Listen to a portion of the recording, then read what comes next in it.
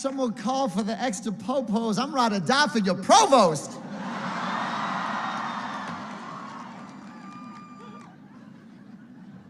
Bars on bars on bars. Oh, God. Thank you, President Gutman. MC Provost. Board of Trustees, faculty, family, Mr. Vice President, undergrads from the 4 Penn schools of Hufflepuff, Slytherin, Ravenclaw, and Gryffindor. And dear, exhausted, exhilarated, terrified graduates of the class of 2016. I begin with an apology.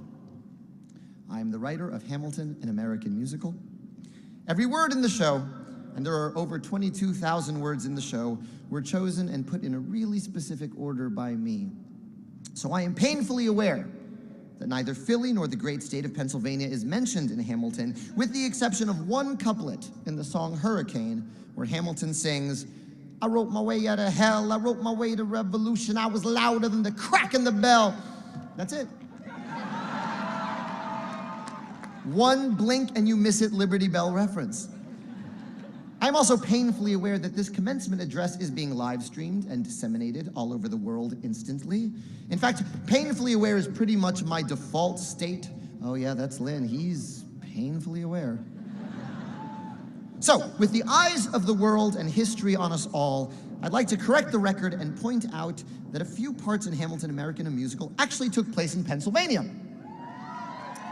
The Battle of Monmouth, wherein General Charles Lee, in our show, est the bed and retreated against Washington's orders. According to Lafayette, this was the only time he ever heard George Washington curse out loud. That's right, the father of our country dropped his choicest profanity and F-bombs in Pennsylvania.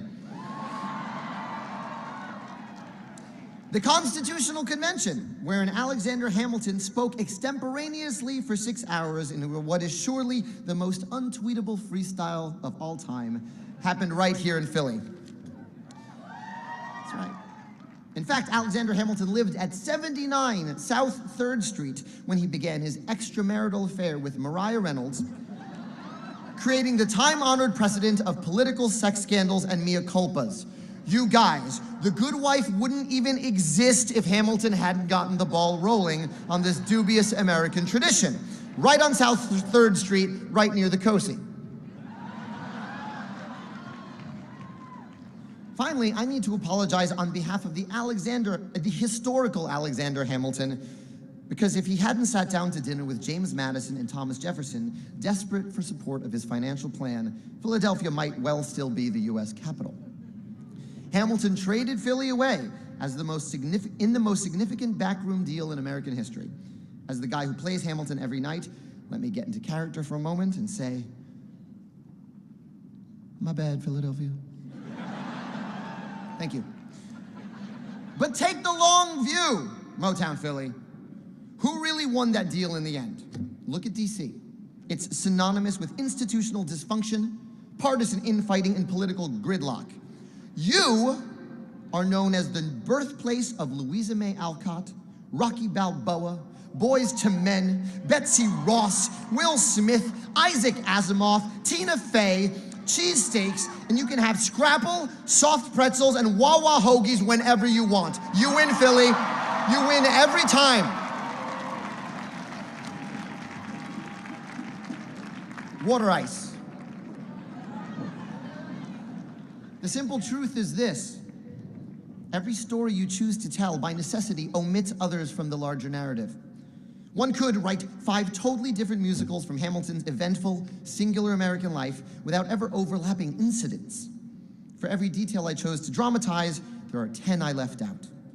I include King George at the expense of Ben Franklin.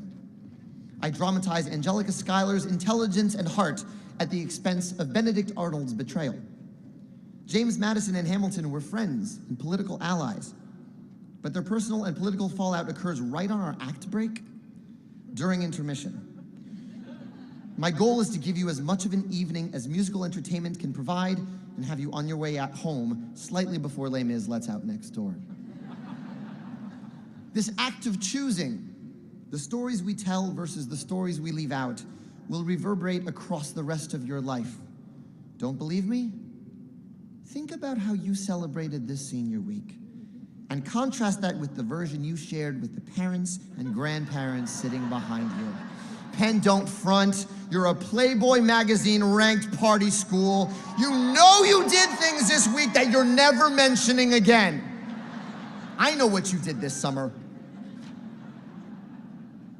I'm going to tell you a story from my 20s today. A story I've never told in public before. I'll tell you two stories, actually. It's my hope that it'll be of use to you as you stare down the quarter-life marker. I'm 20 years old, finishing my sophomore year at Wesleyan, and my girlfriend of 4.5 years is home from her semester abroad. I cannot wait to see her again. She is my first love. I dread seeing her again. I've grown into my life without her.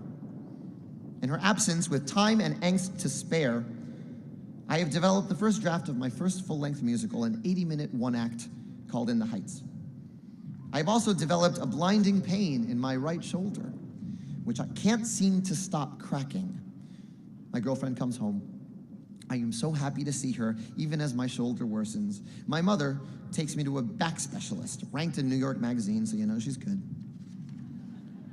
He examines me, looks me dead in the eyes, and says, "There's nothing wrong with your back. There will be if you keep cracking it, but what you have is a nervous tick. Is there anything in your life that's causing you stress?"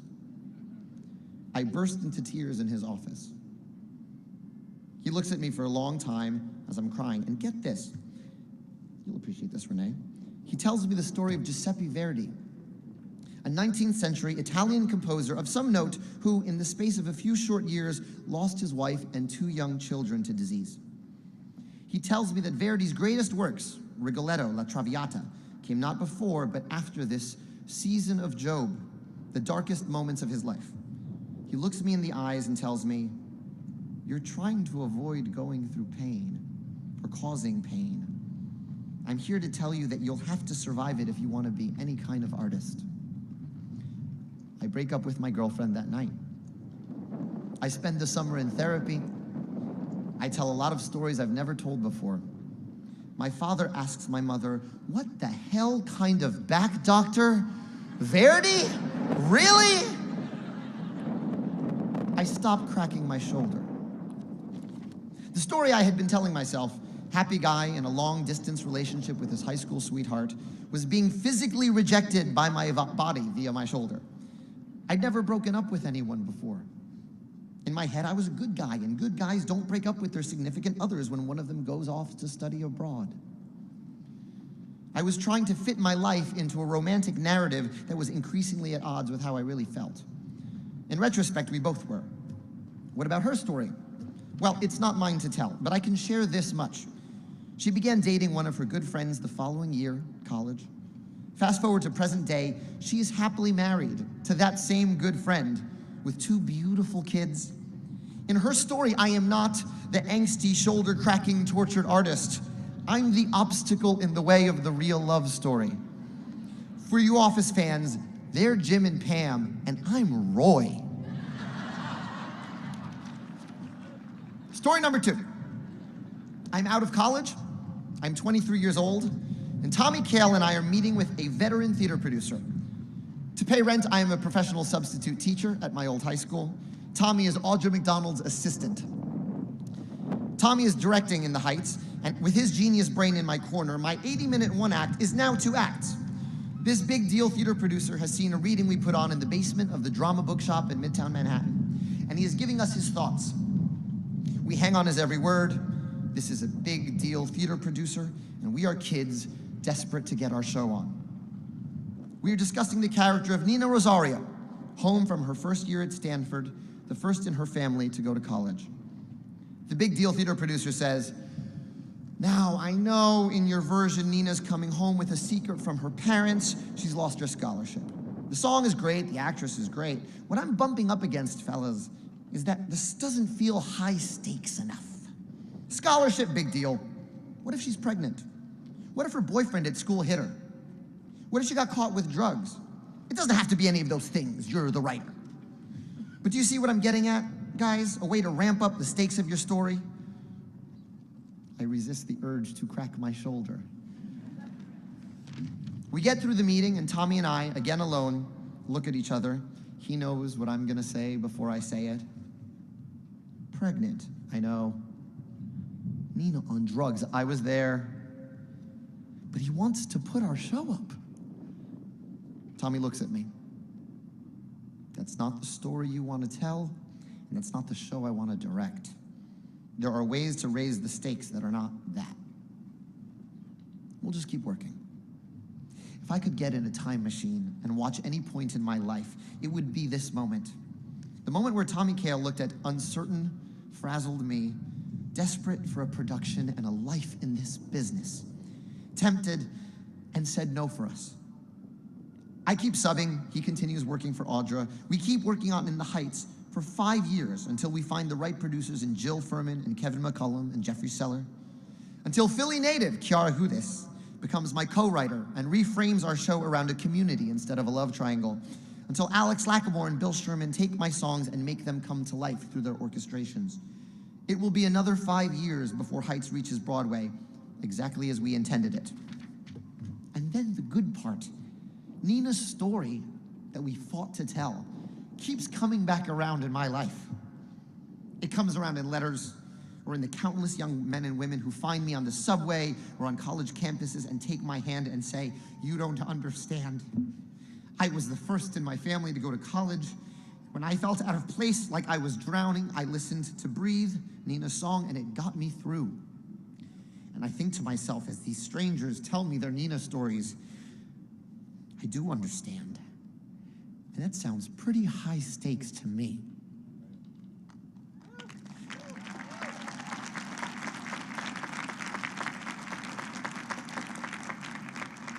I know that many of you made miracles happen to get to this day.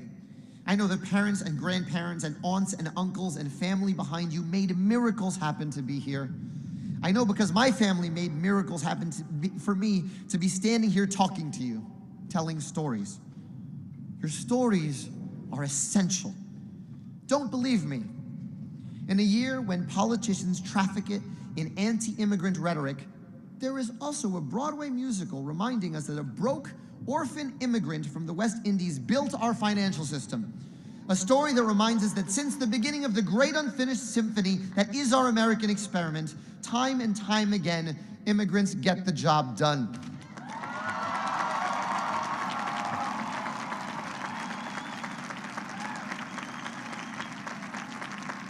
My dear terrified graduates, you are about to enter the most uncertain and thrilling period of your lives. The stories you are about to live are the ones you will be telling your children and grandchildren and therapists. They are the temp gigs and internships before you find your passion. They are the cities you live in before the opportunity of a lifetime pops up halfway across the world. They are the relationships in which you hang on for dear life, even as your shoulder cracks in protest. They are the times you say no to the good opportunities so you can say yes to the best opportunities. They are what Verdi survived to bring us La Traviata. They are the stories in which you figure out who you are.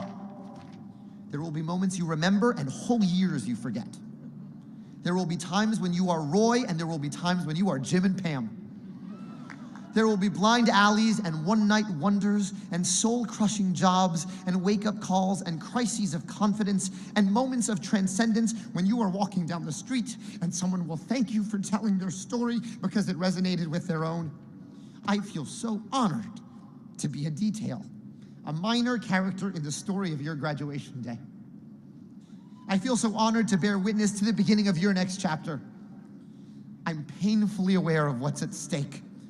I can't wait to see how it turns out. Thank you, and congratulations to the class of 2016.